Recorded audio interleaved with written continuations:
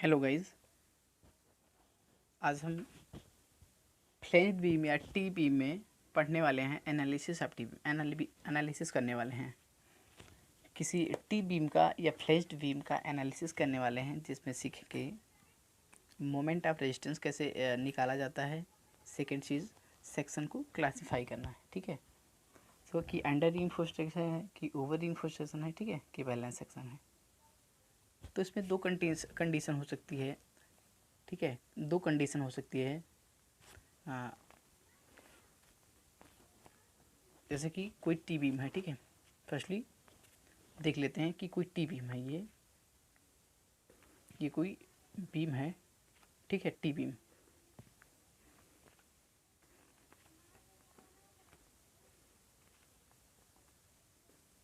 है, हमको पता है इसके डायमेंशंस वगैरह के बारे में ज्ञात होगा ऑलरेडी। तो डी एफ डेप्थ ऑफ फ्लेंस, ठीक है। जो फ्लेंस की डेप्थ है, गहराई, जिसे कहते हैं छत की डेप्थ, मोटाई, ठीक है। यानी छत की मोटाई बोल दो या डेप्थ ऑफ फ्लेंस बोल दो। ये क्या है? Width of flanges, B width of flanges यानी वी एफ, ठीक है। विड्थ ऑफ फ्लेंस ये हो गया। और इसे कहते हैं, इसे वेब पोर्शन है, तो वेब पोर्शन की ये क्या है? मोटाई, विड्थ ऑफ वेब, ठीक है। यानी चौड़ाई, विड्थ ऑफ वेब, वेब की चौड़ाई या रिब की चौड़ाई। तो इसमें दो कंडीशन हो सकता है कि जब न्यूट्रल एक्सिस यहाँ भी लाई कर सकता है, यहाँ पर लाई करेगा, तो उसका क्या कंडीशन होगा? यानी फ्लेंज पोर्शन में अगर विड्थ लाइक न्यूट्रल एक्सिस जो है, ये न्यूट्रल एक्सिस यहाँ पर अगर लाई कर रहा है, अगर, तो क्या क्या कंडीशन होगी मोमेंट ऑफ रेजिस्टेंस को निकालने की? सेकंड चीज़, जो हो सकता है वेब पोर्शन में लाई कर जाए कहीं, और वेब पोर्शन में न्यूट्रल एक्सिस आ जाए, यानी यहाँ भी हो सकता है, यहाँ भी। तो कैसे होगा? दोनों के अलग अलग कंडीशंस पढ़ने वाले। तो यहाँ पर देख लेते हैं एक्स यू की वैल्यू, यानी actual depth of neutral axis, x U की वैल्यू जब लेस होगी depth of flange. Depth of flange means ये स्लैब की मोटाई से बोलो या डेप्थ ऑफ फ्लेंज से, फ्लेंज की गहराई से। अगर एक्स यू की value, actual depth of neutral axis, यानी इसकी वैल्यू, यानी एक्स यू की वैल्यू, ये एक्स यू की वैल्यू यानी यहीं पर लाई कर रहे हैं, इतने ही दूर में, यानी डेप्थ ऑफ फ्लेंज से कम वैल्यू रहे, तो क्या होगा?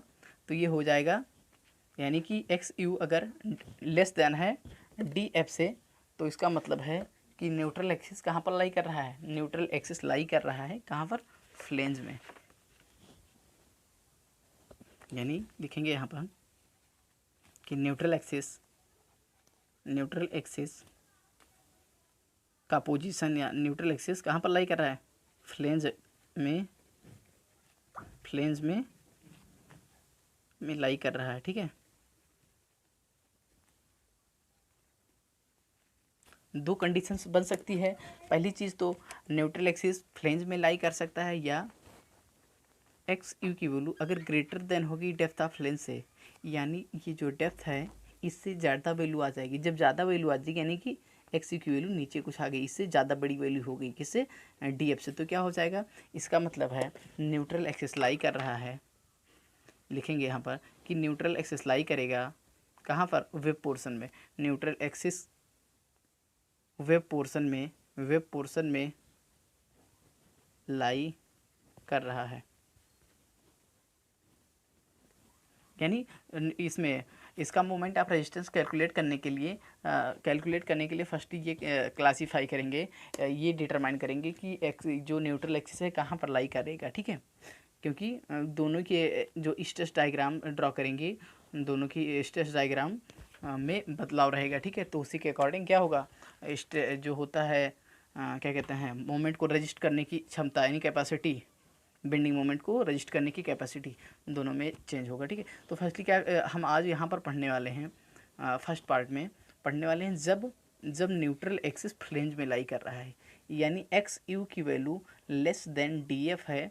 तो यहाँ पर आज हम पढ़ने वाले हैं, फिर से देख लेते हैं एनालिसिस ऑफ टी बीम पढ़ने वाले हैं। दो कंडीशन हो सकती है। एक चीज़ हो सकती है डी एफ की वैल्यू तो गिवन रहेगी, एक्स यू की वैल्यू कैलकुलेट कर लेंगे। अगर एक्स यू की वैल्यू कम है डी एफ से, यानी डेप्थ ऑफ फ्लेंज से एक्स यू की वैल्यू कम है, तो इसका मतलब न्यूट्रल एक्सिस लाई कर रहा है फ्लेंज में। दूसरी कंडीशन, एक्स यू की वैल्यू अगर ग्रेटर है डी एफ से यानी डेप्थ ऑफ फ्लेंज से बड़ी है तो क्या होगा, इसका मतलब है न्यूट्रल एक्सिस वेब पोर्शन में लाई कर रहा है, ठीक है, वेब पोर्शन में लाई कर रहा है। तो दोनों दो अलग अलग कंडीशंस हैं जिसमें से आज हम पढ़ने वाले हैं फर्स्ट केस को, फर्स्ट पार्ट को, फर्स्ट कंडीशन को पढ़ने वाले हैं, ठीक है, पढ़ने वाले हैं एक्स यू की वैल्यू जब लेस देन होगी डेप्थ, ठीक है। तो केस फर्स्ट देख लेते हैं, यानी हाँ ये बोल सकते हैं कि दो केस हैं, समझ लो दो केस हैं। तो पहला केस ये है, सेकंड केस है ये।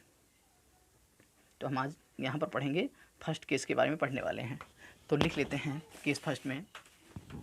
अब इसको हम इसका स्टेप प्रोसीजर बताने वाले हैं कि कैसे मोमेंट ऑफ रेजिस्टेंस वगैरह कैसे कैलकुलेट करेंगे कि कितना लोड बियर कर पा रहा है, ठीक है, इसके बारे में। तो लिखेंगे केस फर्स्ट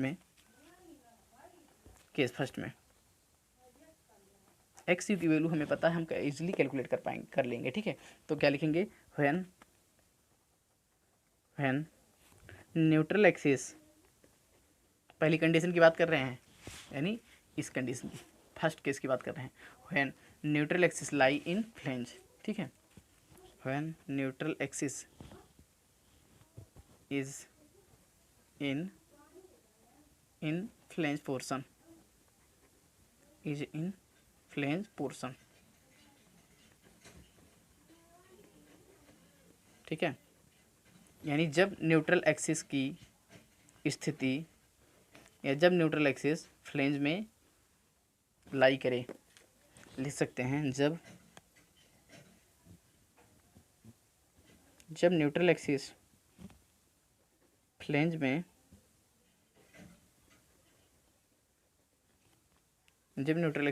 फ्लेंज में हो, ठीक है। तो क्या कंडीशन रहेगी, यानी यही है कि एक्स यू की वैल्यू आएगी जो लेस देन डेप्थ होगी, ठीक है। देखो फिर से, एक्स यू की वैल्यू अगर लेस देन डी एफ होगी, इसका मतलब जो लाई करेगा इन न्यूट्रल एक्सिस, कहाँ पर लाई करेगा, फ्लेंज पोर्शन, ये फ्लेंज ही तो है, ये पोर्शन ऊपर वाला फ्लेंज है ना, तो यही। तो इसमें क्या कंडीशन होगा, मोमेंट ऑफ रेजिस्टेंस कैलकुलेट करने के लिए डायग्राम फर्स्टली बना लो कि थोड़ा समझने में आसानी हो, ठीक है। तो डायग्राम है टी बीम का, ये टी बीम है, ठीक है, ये टी बीम है, ये डेप्थ ऑफ फ्लेंज है, ये विड्थ ऑफ फ्लेंज है B F, width of flange है, और ये width of web B W है, ठीक है। तो इसका हम स्ट्रेस डायग्राम ड्रॉ करके देख लेते हैं, स्ट्रेस डायग्राम। हाँ एक चीज़ हो, न्यूट्रल एक्सिस यहाँ पर लाई कर रहा है समथिंग कहीं, यानी डी एफ से जो एक्स यू की वैल्यू रहेगी वो समथिंग कम होगी, ठीक है, यानी एक्स यू मान लो उसको, ये एक्स यू है, ठीक है, एक्स यू है। तो देख लो इसमें स्ट्रेस डायग्राम जो ड्रॉ करेंगे, यहाँ पर स्टील पड़ा होगा ना, टेंशन रीजन में स्टील डाला गया है, ठीक है। तो इसका हम स्ट्रेस डायग्राम ड्रॉ करके देख लेते हैं। क्या बताया था कि स्ट्रेन न्यूट्रल एक्सिस से स्ट्रेन 0.002 तक क्या होगा, स्ट्रेन 002 पॉइंट तक कैसा स्ट्रेस रहेगा, पैराबोलिक रहेगा, ठीक है। तो स्ट्रेन डायग्राम भी ड्रॉ कर देते हैं कि थोड़ा, ये है स्ट्रेन डायग्राम, ठीक है।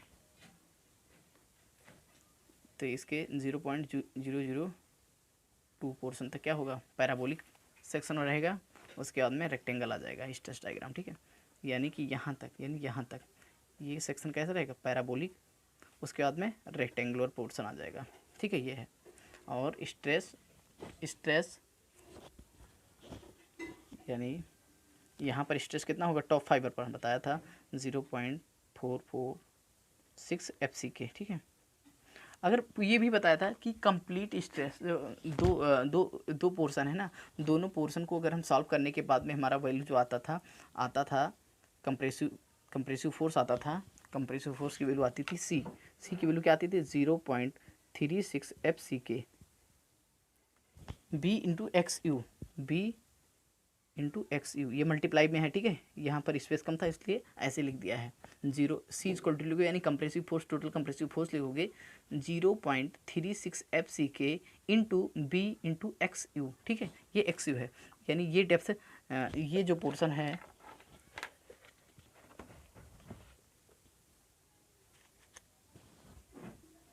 यानी जो यहाँ पर लाई कर रहा है, यानी रिजल्टेंट फोर्स लाई कर रहा है कितने दूरी पर, ऊपर से ये 0.42 XU डिस्टेंस पे लाई कर रहा है, ठीक है। ये डिस्टेंस यही है 0.42 XU। तभी तो लीवर आर्म कैलकुलेट कर पाएंगे। ये कितना है, ये है distance small D, effective depth D. तो ये पोर्शन को हटा देंगे तो इसको कैलकुलेट कर लेंगे। ये क्या होगा, ये लीवर आर्म होगा, ये, ठीक है। क्या होगा, डी माइनस 0.42 XU।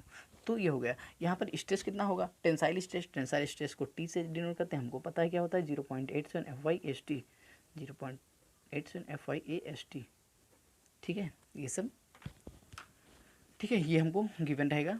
और स्ट्रेस स्ट्रेन डायग्राम ड्रॉ कर सकते हैं इजीली, कोई दिक्कत नहीं। यहाँ पर हम स्टेप प्रोसीजर को यहाँ पर क्या कहते हैं एनालिसिस करने जा रहे हैं, इसलिए एक एक चीज़ को क्लासीफाई कर रहे हैं, एक एक चीज़ को लिख रहे हैं, ठीक है, डिफाइन कर रहे हैं।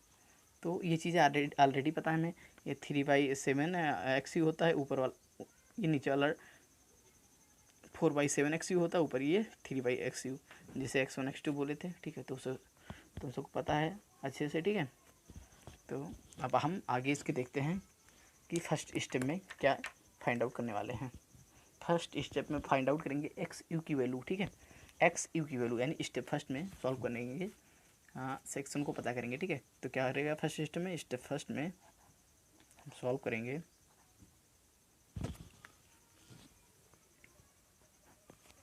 स्टेप फर्स्ट में सॉल्व करने वाले हैं XU यानी actual depth of neutral axis, actual depth of neutral axis.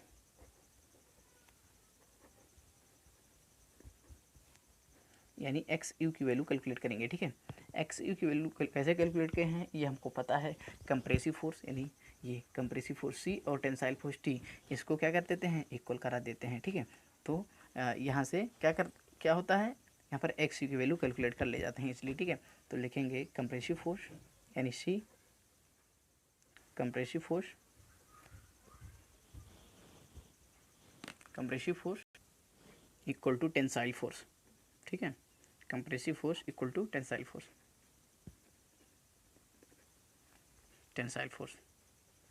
यानी इसको T से डिनोट करोगे, इसे C से, तो C की वैल्यू ये पता है 0.36 FCK, 0.36 FCK B into XU। Force equal to क्या होता है, स्ट्रेस यानी स्ट्रेस ये हो गया इंटू एरिया ये है, ठीक है। स्ट्रेस इंटू एरिया, ठीक है, equal to tensile force equal to क्या होता है, स्ट्रेस। तो स्ट्रेस क्या है 0.87 FY इंटू एरिया क्या है AST है, ठीक है। अब हम XU की वैल्यू कैलकुलेट कर लेंगे। यहाँ पर XU की वैल्यू क्या हो जाएगी 0.87 FY AST अपान क्या है 0.36 FCK इंटू बी XU की वैल्यू कैलकुलेट ही करनी है हमें, ठीक है। तो क्या हो गया, फार्मूला क्या, जो actual depth of neutral axis का 0.87 FY AST, ठीक है।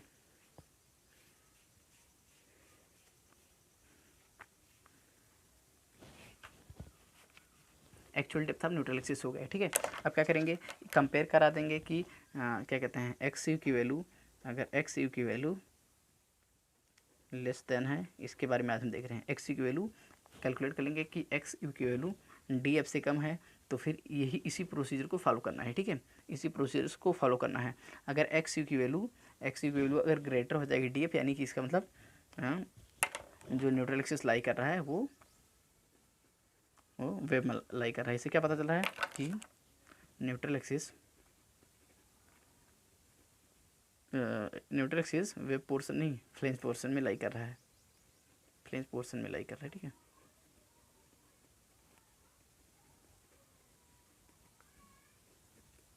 फ्लेंज पोर्शन में लाई कर रहा है।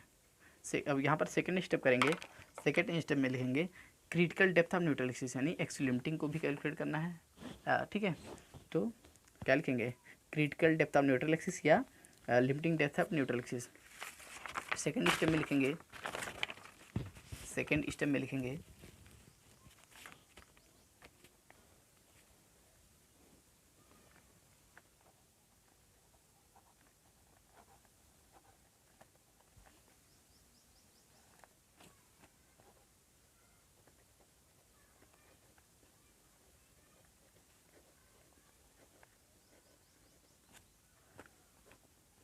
X U limiting, X U limiting को कैलकुलेट करने के लिए फार्मूला पता है हमें के इंटू डी, ठीक है।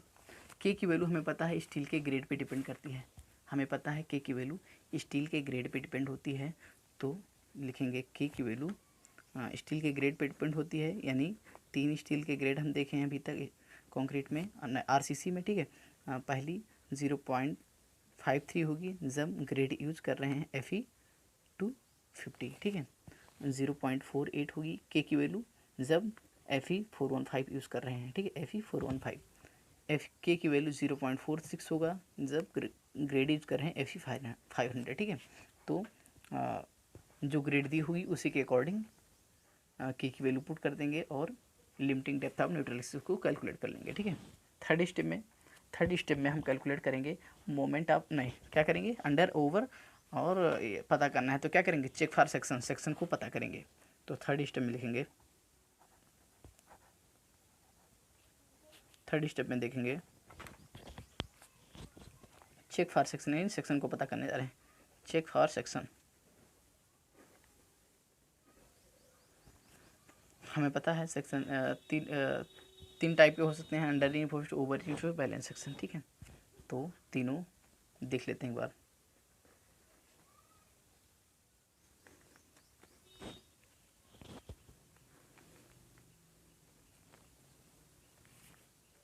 पहली चीज़, जब एक्स यू की वैल्यू एक्स यू लिमिटिंग के बराबर रहेगी तो क्या हो जाएगा, बैलेंस सेक्शन होगा।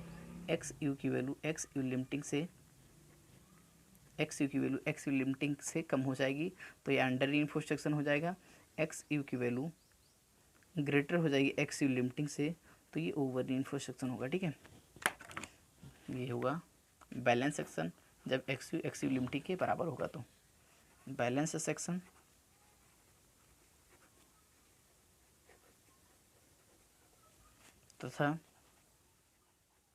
तथा मोमेंट ऑफ रेजिस्टेंस को कैलकुलेट करने के लिए एक्स यू या एक्स यू लिमिटिंग की वैल्यू का उपयोग करते हैं, ठीक है। सेकेंड चीज़ है, जब x you less than x U limiting, यानी लिमिट से कम तक ही आ रहा है तो अंडर रीइंफोर्स्ड सेक्शन है, यानी अल्प परबलित सेक्शन है। अंडर रीइंफोर्स्ड सेक्शन यानी अल्प परबलित खंड है, ये अल्प परबलित खंड है। तथा तो क्या करेंगे इसमें, तो क्या करेंगे एक्स यू की वैल्यू, तो मोमेंट ऑफ रेजिस्टेंस को निकालने के लिए कम वाली वैल्यू बताया है कि कम वाली वैल्यू को ही क्या करेंगे, डिज़ाइन करेंगे मोमेंट ऑफ रेजिस्टेंस को कैलकुलेट करेंगे। तो क्या करेंगे, एक्स यू की वैल्यू का उपयोग किया जाता है,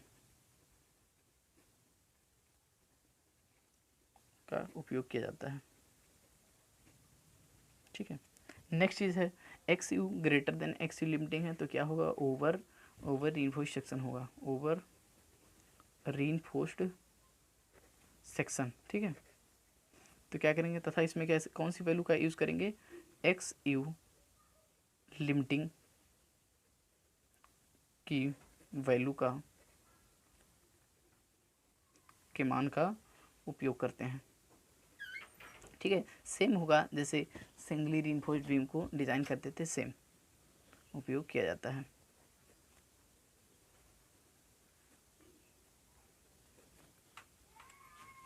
अब हमारा फोर्थ स्टेप है जो कि फाइनल मोमेंट ऑफ रेजिस्टेंस को कैलकुलेट करना है, यानी फोर्थ स्टेप में क्या करेंगे, मोमेंट ऑफ रेजिस्टेंस को कैलकुलेट करेंगे। Fourth step, moment of resistance, यहाँ पर कैलकुलेट करेंगे मोमेंट ऑफ रेजिस्टेंस को, मोमेंट ऑफ रेजिस्टेंस, ठीक है। तो क्या मोमेंट ऑफ रेजिस्टेंस होता है, equal to force into lever arm, force into lever arm, force into lever arm, force into lever arm. अगर कंप्रेसिव फोर्स का यूज़ कर रहे हैं, ठीक है, कंप्रेशन जोन का फोर्स यूज़ कर रहे हैं तो कंप्रेसिव मोमेंट ऑफ रेजिस्टेंस हो जाएगा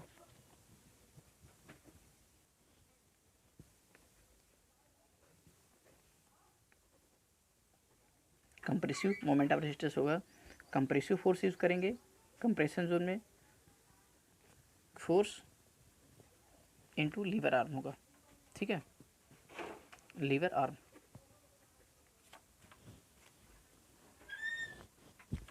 तो कंप्रेसिव फोर्स क्या है बताया है अभी, सी को कैलकुलेट करके बताया था, ये था 0.36 FCKB XU, ठीक है, ये हमको ऑलरेडी पता है।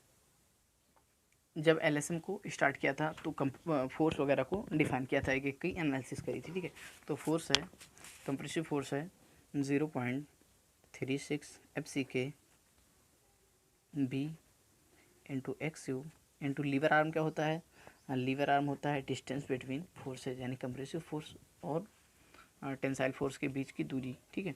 तो क्या होगा D माइनस 0.42 XU, ये हो गया मोमेंट ऑफ रेजिस्टेंस हो गया किस जोन से, कंप्रेसिव जोन से, ठीक है। अगर मोमेंट ऑफ रेजिस्टेंस को कैलकुलेट करें टेंशन रीजन से तो टेंसाइल फोर्स हो जाएगा इनटू लीवर आर्म हो जाएगा टेंशन जोन, ठीक है। टेंशन जोन से देखें तो फोर्स यानी compressive tensile force 0.87 FY AST into lever arm क्या होगा D माइनस 0.42 XU, ठीक है, ये हो गया लीवर आर्म। तो यहाँ पर क्या देखा अभी तक हमने देखा कि जब न्यूट्रल एक्सिस फ्लेंज सेक्शन में लाई कर रहा है, जब न्यूट्रल एक्सिस यानी XU की वैल्यू, अभी तक क्या देखा, जब XU की वैल्यू फ्लेंज सेक्शन में लाई कर रही है, यानी न्यूट्रल एक्सिस कहाँ पर लाई कर रहा है, फ्लेंज में, ठीक है, ये है फ्लेंज में जब लाई कर रही है तो फिर ये प्रोसीजर फॉलो करेंगे, ठीक है, यानी कि मोमेंट ऑफ रेजिस्टेंस ऐसे कैलकुलेट करेंगे, ठीक है। तो यहाँ इस पर एक क्वेश्चन कर लेते हैं नेक्स्ट लेक्चर में, जब न्यूट्रल एक्सिस वेव में लाई करेगा तो उस पर एक क्वेश्चन करा देंगे, उस पर कैसे सॉल्व करते हैं उसको देख लेंगे, ठीक है। एक क्वेश्चन देख लेते हैं जिससे कि कॉन्सेप्ट क्लियर हो जाएगा बिल्कुल इसका टी बीम या टी सेक्शन का, ठीक है। तो क्वेश्चन है ये T beam having flanged width, ये T beam having flange width, flange की चौड़ाई दी गई है 750 mm, ये T beam having flanged width 750 mm and depth दी है जो 100 mm, ठीक है, डेप्थ दी है 100 mm तथा इफेक्टिव डेप्थ स्पॉल्टी की वैल्यू दी है 400 mm एंड रिव यानी वेव की विड्थ दी है, वेव विड्थ 240 mm तथा टेंशन रीजन में क्या 4 बार 16 mm डायमीटर की डाली गई हैं, टेंशन रीजन में 4 बार 16 mm डायमीटर की डाली गई हैं। ग्रेड यूज करना जो हमें गिवन है M20 Fe415, ग्रेड को यूज़ करना है, हमें ज्ञात करना है टी बीम का चरम प्रतिरोध आघूर्ण यानी अल्टीमेट बेंडिंग मोमेंट, इसका मतलब क्या होगा, मोमेंट ऑफ रेजिस्टेंस को कैलकुलेट करना है, ठीक है, मोमेंट ऑफ रेजिस्टेंस को कैलकुलेट करना है। फिर से एक बार देख लेते हैं क्वेश्चन, ये T beam having flange width दी है 750 mm and depth 100 mm, effective depth दी है 400 mm and width of web 240 mm, tension region में डाली गई है 4 बार 16 mm डायमीटर की, ठीक है। ग्रेड यूज़ करना है M20 Fe415, क्या करना है, मोमेंट ऑफ रेजिस्टेंस को कैलकुलेट करना है, ठीक है। क्या लिखा है हिंदी में, चरम प्रतिरोध आघूर्ण यानी अल्टीमेट बेंडिंग मोमेंट या मोमेंट ऑफ रेजिस्टेंस, ठीक है, इसको कैलकुलेट करना है। तो फर्स्टली क्या करेंगे, क्वेश्चन में जो डाटा गिवन है उसको कैलकुलेट कर लेते हैं, उसको नोट डाउन कर लेते हैं, ठीक है। तो लिख लेते हैं गिवन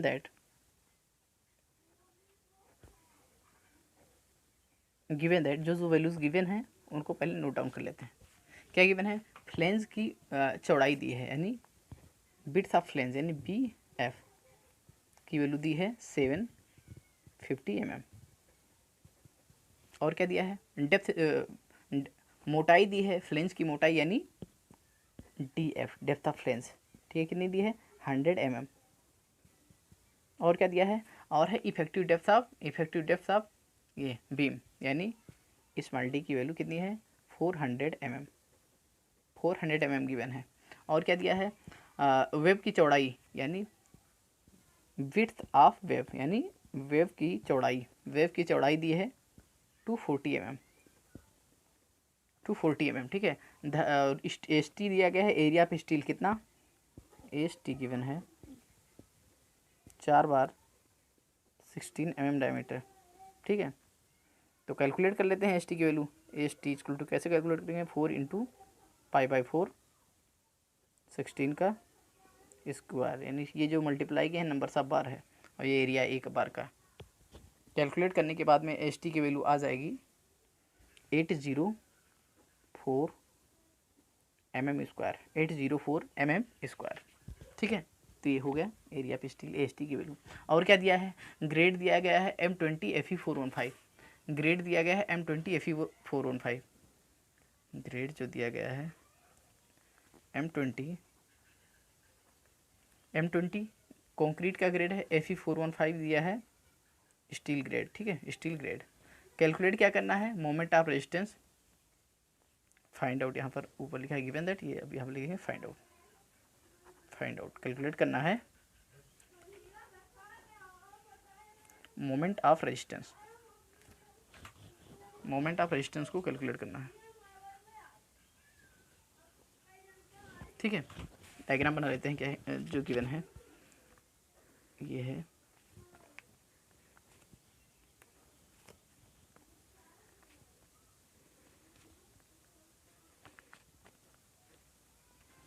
टी सेक्शन दिया गया है, ये विड्थ ऑफ वेब है, कितना दिया है 240 mm, डेप्थ ऑफ फ्लेंज दिया है DF, कितना दिया है 100 mm, विड्थ ऑफ फ्लेंज दिया है 750 mm, 750 mm। क्या दिया है, 4 बार स्टील डाला गया है, 4 रीइंफोर्स्ड किया गया है, 3 4 4 दिया गया है, कितना दिया है AST 4 बार 16 mm डायमीटर का। ठीक है, 16 mm डायमीटर। और क्या दिया गया है, सबकी वैल्यू पुट देख ली। ठीक है, अब फर्स्टली क्या करेंगे, हमको मोमेंट ऑफ रेजिस्टेंस कैलकुलेट करना है। फर्स्टली हमको चेक करना है कि ये जो न्यूट्रल एक्सिस फ्लेंज में लाई कर रहा है कि वेव में लाई कर रहा है। ठीक है, फ्लेंज में लाई कर रहा है तो कौन सा प्रोसीजर अपनाएंगे, और वेव में अपना न्यूट्रल एक्सिस लाई कर रहा है तो कौन सा प्रोसीजर अपनाएंगे, देखते हैं। यहाँ पर कौन सा क्या पढ़ रहे हैं, जो फ्लेंज में लाई कर रहा है, सेकेंड लेक्चर में देखेंगे वेव में लाई कर। ठीक है, तो यहाँ पर देख लेते हैं फर्स्टली क्या कैलकुलेट करना है। फर्स्ट स्टेप में कैलकुलेट करना है actual depth of neutral axis, यानी actual depth of neutral axis, यानी न्यूट्रल एक्सिस या उदासीन अक्ष की वास्तविक गहराई, उदासीन अक्ष की वास्तविक गहराई।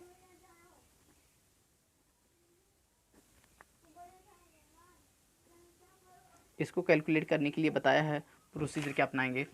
फर्स्टली कैलकुलेट करेंगे फर्स्ट स्टेप में क्या बताया था, actual depth of neutral axis को कैलकुलेट कर लेना है। ये फार्मूला है कंप्रेसिव फोर्स और टेंसाइल फोर्स को बराबर करके कैलकुलेट कर लेंगे। सेकंड स्टेप में बताया था यहाँ पर यहीं पर चेक कर लेंगे कि फ्लेंज कहाँ पर लाई करेगा, वेब पोर्शन में कि वेब पोर्शन में या फ्लेंज पोर्शन में। उसके बाद में क्या करते हैं, सेकंड स्टेप में limiting depth of neutral axis. ठीक है, limiting depth of neutral axis याद कर लेते हैं। ठीक है, या critical depth of neutral axis. Next क्या होता है, चेक फॉर सेक्शन। उसके बाद में मोमेंट ऑफ रेजिस्टेंस। ठीक है, तो अभी फर्स्टली मैं क्या कैलकुलेट करने जा रहा हूँ, actual depth of neutral axis, यानी उदासीन अक्ष की वास्तविक गहराई XU की वैल्यू। तो कैसे, compressive force equal to tensile force, put कर देंगे value 0.36 FCK B into XU equal to 0.87 FY AST। ठीक है, पुट कर देंगे XU की वैल्यू कैलकुलेट करेंगे 0.87 FY AST अपान 0.36 FCK इंटू B। सबकी वैल्यू पुट कर दो। हाँ, सबकी वैल्यू हमें गिवन है, FI दी है, AST पता है, FCK पता है, B पता है। तो ठीक है, सबकी वैल्यू पुट कर दो। 0.87 FY की वैल्यू 415, स्टील एरिया का मतलब स्टील का ग्रेड है, AST यानी एरिया ऑफ स्टील कितना कैलकुलेट करा है 804 mm स्क्वायर। तो पुट कर दो यहाँ पर 804 mm स्क्वायर। ठीक है, अपान 0.36 FCK एम स्टील कंक्रीट का ग्रेड है ये, तो कितना है 20 गिवन है, तो पुट कर देंगे। विड्थ ऑफ फ्लेंज बी की वैल्यू पुट करेंगे 750 ठीक है। कैलकुलेट करने के बाद में एक्स यू की वैल्यू आ रही है यहाँ पर 53.8 mm। 53.8 पॉइंट में है, फिर इसको अप्रॉक्स ले लो 54 mm ले लो, तो एक्स यू की वैल्यू आ गई 54 mm।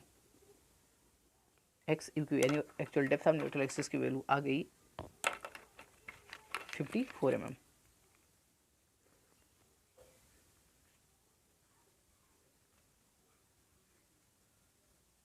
ठीक है, तो यहाँ पर कंपेयर कर रहा तो डी एफ से, डी एफ इससे बड़ा है कि छोटा है। अगर डेप्थ ऑफ लेंस से डेप्थ ऑफ प्लेन से छोटा है, यानी डी एफ की वैल्यू यहाँ पर देख लेते हैं। डेप्थ ऑफ प्लेन यानी डी एफ की वैल्यू 100 mm है, तो और ये वैल्यू आ रही है 54। इसका मतलब ये जो एक्स यू की वैल्यू आई है, यानी जो न्यूट्रल एक्सिस आ रही है वो कहाँ पर लाई करेगी, प्लेन में, क्योंकि डी एफ से छोटा वैल्यू है। यानी लिखेंगे न्यूट्रल एक्सिस, इसमें लिखेंगे न्यूट्रल एक्सिस, यहाँ पर लिखेंगे X you less than D F, इसलिए या सो दैट या इसलिए न्यूट्रल एक्सिस फ्लेंज में लाई कर रहा है। ठीक है,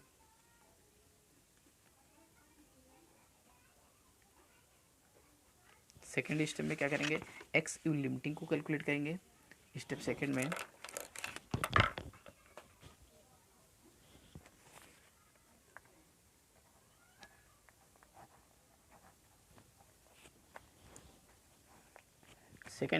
limiting depth of neutral axis calculate करेंगे, या क्रिटिकल न्यूट्रल एक्सिस लिखेंगे। Limiting depth of neutral axis,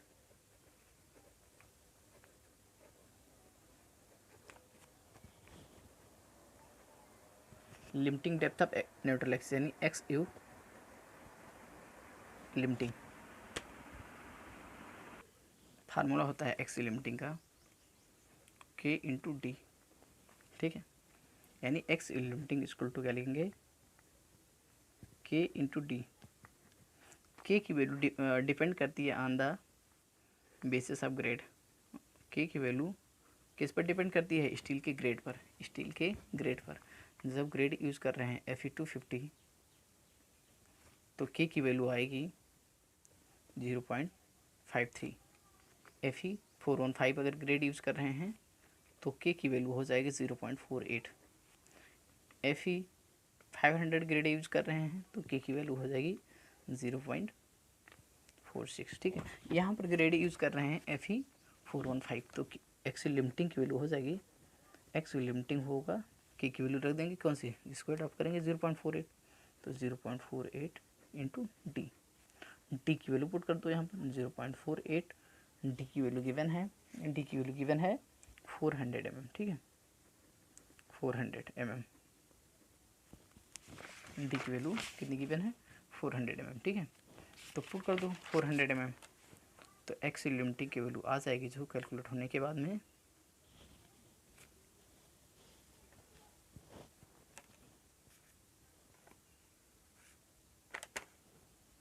191.65, यानी 191.65 यानी 192 mm आ जाएगा, 192 mm आ जाएगा। ठीक है, एक्स यू की वैल्यू कितनी आई थी,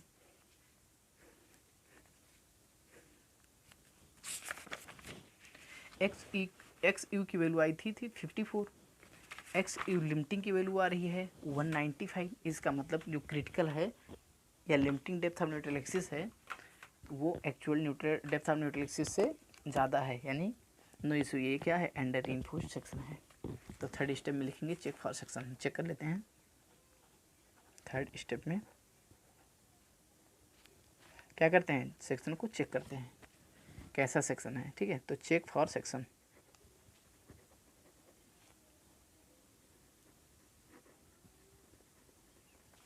चेक फॉर सेक्शन। ठीक है, सेक्शन को कैसे चेक करेंगे, कंपेयर करा देंगे एक्स लिमिटिंग को और एक्स यू को। कंपेयर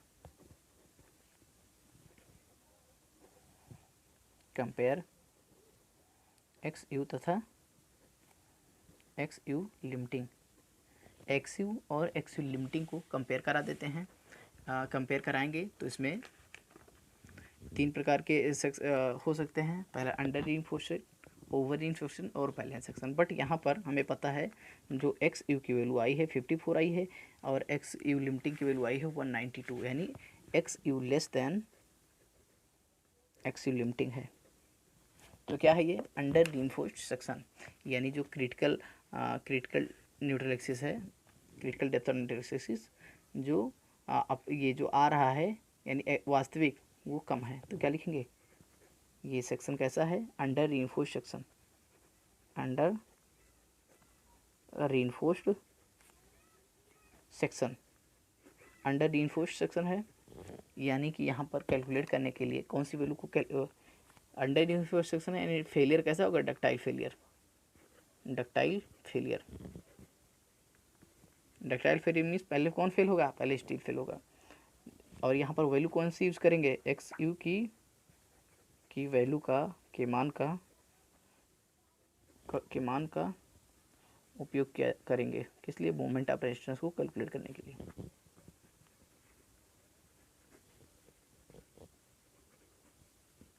ठीक है, तो नेक्स्ट स्टेप है स्टेप फोर्थ स्टेप है moment of resistance. Moment of resistance, ठीक है। तो मोमेंट ऑफ रेजिस्टेंस को इक्वल टू क्या होता है, force into lever arm. Moment of resistance equal to होता है force into lever arm. Force equal to क्या होता है, फोर्स इक्वल टू होता है स्ट्रेस इंटू एरिया, ठीक है, स्ट्रेस इंटू एरिया।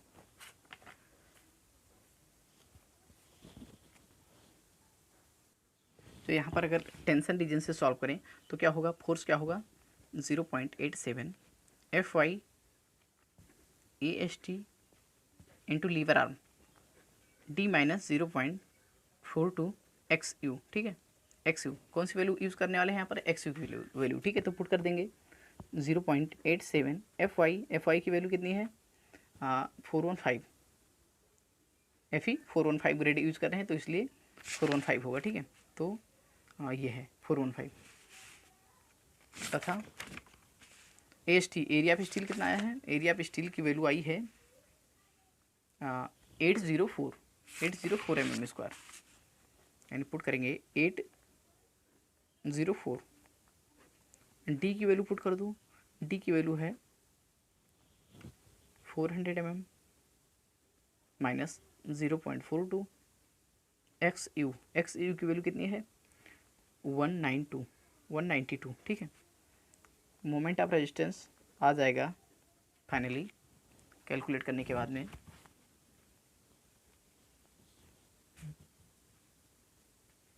ठीक है।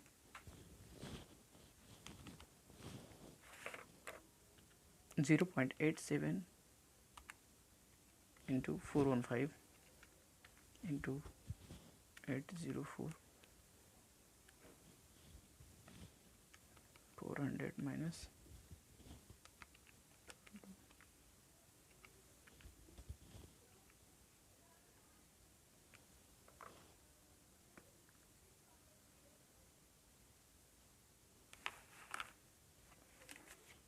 कैलकुलेट करने के बाद में आ रहा है वैल्यू फाइनली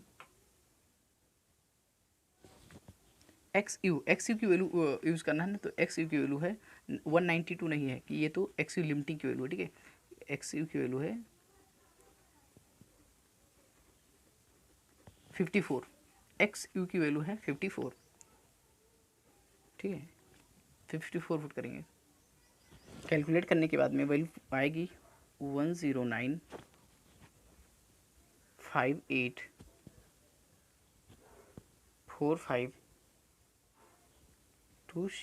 ठीक है, यानी न्यूटन mm में आएगी वैल्यू। किलो न्यूटन मीटर में चेंज करना है तो इधर 6 2 4 6 यानी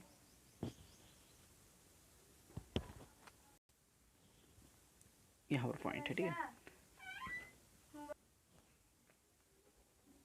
तो मोमेंट ऑफ रेजिस्टेंस की वैल्यू आ रही है 109.58 किलो न्यूटन मीटर, ठीक है। ये फाइनल आंसर होगा।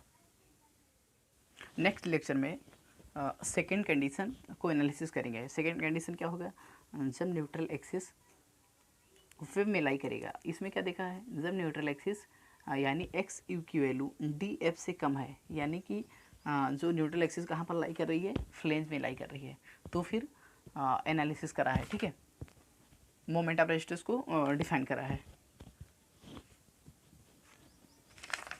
एक बार दोबारा देख लेते हैं। क्वेश्चन में गिवन था विड्थ ऑफ फ्लेंज दिया था और डेप्थ ऑफ फ्लेंज दिया था, डेप्थ दिया था, इफेक्टिव डेप्थ दिया था, और क्या है, विड्थ ऑफ वेव दिया था, एरिया ऑफ स्टील दिया था, हमको ज्ञात करना था, मोमेंट ऑफ रेजिस्टेंस को कैलकुलेट करना था। Actual depth of neutral axis को कैलकुलेट करें, कैसे किया, कंप्रेशन टेंसर फोर्स को बराबर करके, ठीक है। तो यहाँ पर एक्स यू की वैल्यू आ गई 54, जिससे पता चला हमें कि एक्स यू की वैल्यू डी एफ से कम है, इसलिए क्या है, न्यूट्रल एक्सिस लाई कर रहा है जो वो फ्लेंज पोर्शन में लाई कर रहा है। सेकंड चीज़ क्या देखा, limiting depth of neutral axis यानी क्रिटिकल न्यूट्रल एक्सिस को कैलकुलेट करा, के इंटू डी फार्मूला यूज़ करा, और एक्स की लिमिटिंग की वैल्यू आई 192 mm, ठीक है। थर्ड स्टेप था चेक फॉर सेक्शन, सेक्शन को चेक करने के लिए क्या किया, कंपेयर किया गया एक्स की लिमिटिंग को और एक्स को, ठीक है। तो यहाँ पर हमें पता चला एक्स की वैल्यू एक्स की लिमिटिंग से कम है, इसलिए सेक्शन अंडर रिइंफोर्स्ड होगा। वैल्यू कौन सी यूज़ करेंगे, एक्स की वैल्यू का उपयोग करेंगे, किस लिए, मोमेंट ऑफ रेजिस्टेंस को कैलकुलेट करने के लिए, ठीक है। मोमेंट ऑफ रेजिस्टेंस का फार्मूला यूज़ किया, फोर्स इंटू लीवर आर, और इसलिए मोमेंट ऑफ रेजिस्टेंस को कैलकुलेट कर लिया, ठीक है। Thank you.